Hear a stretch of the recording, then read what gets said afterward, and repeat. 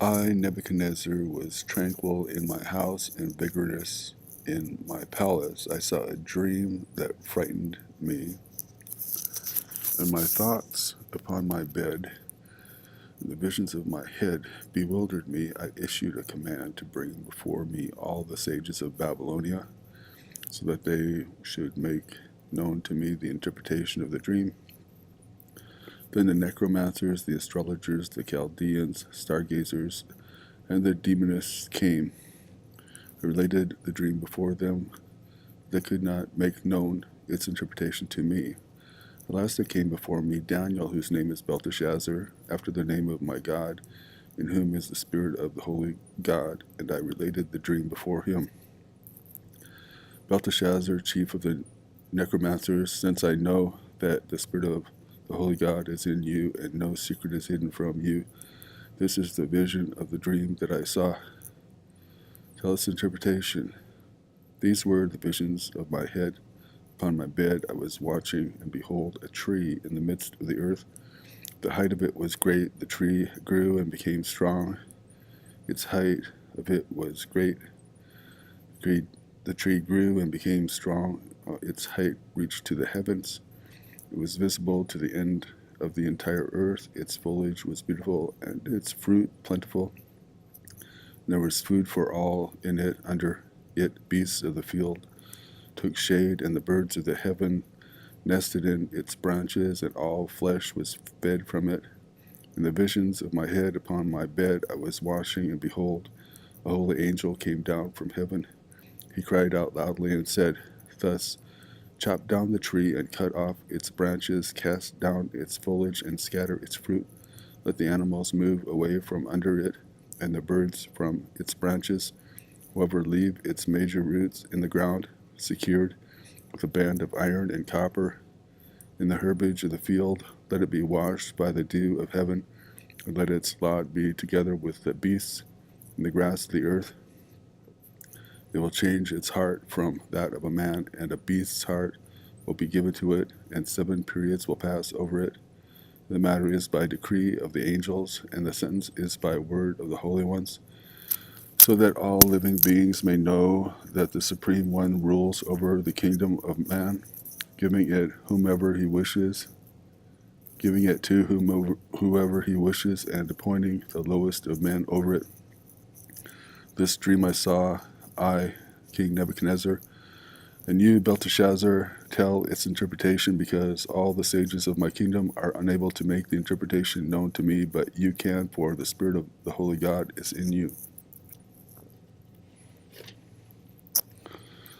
Then Daniel, whose name is Belteshazzar, was silent for a while, and his thoughts confounded him.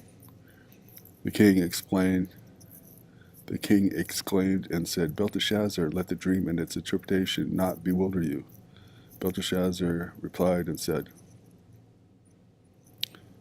my lord, may this dream be upon your foes, and its interpretation upon your enemies. The tree that you saw, which grew and became strong, whose height reached the heavens, and which was visible to the entire earth, whose foliage was beautiful, and whose fruit plentiful, with food for all under it, under which dwelled the beasts of the field, and whose branches nested the birds of the heaven. It is you, O king, who have grown and become powerful. Your greatness has grown and reached the sky, and your dominion to the end of the earth.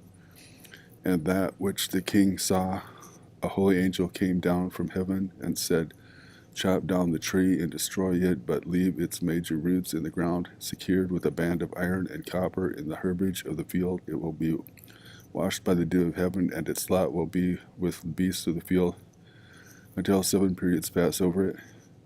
This is the interpretation, O king. It is the decree of the Supreme One that befalls my lord the king. They will drive you from mankind, and your dwelling will be among the beasts of the field. They will feed you grass like oxen, and wash you with the dew of heaven. And 7 periods will pass over you, until you recognize that the Supreme One rules over the kingdom of man, and he gives it to whomever he wishes. As to that which they say, to leave the major roots of the tree,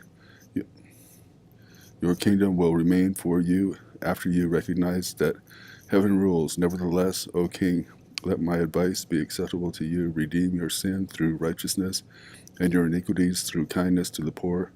Perhaps there will be an extension to your tranquility. All this befell King Nebuchadnezzar. At the end of 12 months he was walking atop the royal palace of Babylon. The king exclaimed and said, Is this not the great Babylon, which I have built up into a royal house with my powerful strength for glorification of my splendor?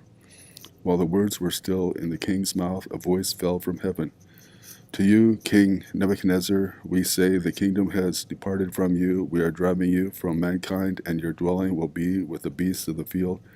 They will feed you grass like oxen, and 7 periods will pass over you until you recognize that the Supreme One rules over the kingdom of man, and he gives it to whomever he wishes. At that moment the decree befell Nebuchadnezzar. He was driven from mankind, he ate grass like oxen, and his body was washed by the dew of heaven until his hair grew like eagle's feathers, and his nails like birds' talons. At the end of 7 periods of years, I, Nebuchadnezzar, raised my eyes to heaven, and my senses returned to me. I blessed the Supreme One, and I praised and glorified the Eternal One, whose rule is an eternal rule, and whose kingdom is for all generations.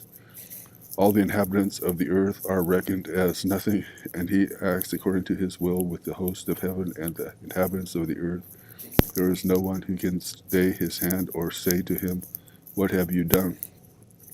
At that time my senses returned to me, and I returned to the glory of my kingdom. My appearance came back to me, and my ministers and nobles sought me. I was reestablished over my kingdom, and additional greatness was given to me. Now I, Nebuchadnezzar, praise, extol, and glorify the King of heaven, whose actions are all in truth, and whose paths are in justice, and who is able to humble those who walk proudly.